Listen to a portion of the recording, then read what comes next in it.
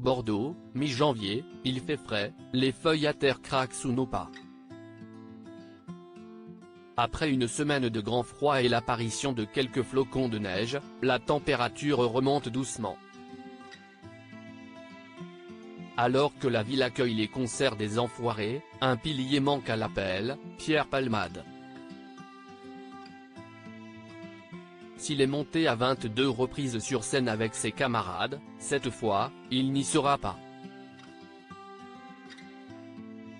Vendredi 10 février 2023, dans la soirée, l'impensable se produit.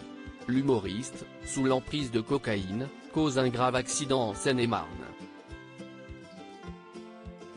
3 blessés, une femme a perdu son bébé, puis le début d'un tourbillon médiatique incroyable. Et pour y échapper, c'est dans le sud-ouest, auprès des siens, que Pierre Palmade trouve refuge, vendant au passage son corps de ferme de Célie en bière. L'été dernier, après un passage à l'hôpital pour combattre ses addictions, il emménage entre Bordeaux et Bègles, une adorable petite ville à l'allure de village où tous les commerces nécessaires pour vivre sont disponibles. Ce quartier semble alors parfait pour se reconstruire loin du tumulte parisien. Dans la ville que l'on surnomme la Belle Endormie, l'humoriste reprend vie peu à peu mais avec une grande discrétion. C'est à l'abri des regards indiscrets qu'il organise désormais son quotidien dans une jolie échoppe au coquet petit jardin dont les grands arbres obstruent la vue. Depuis qu'il fait froid, on ne l'a pas vu dans les alentours, rares sont ceux qui acceptent d'évoquer la présence de Pierre Palmade.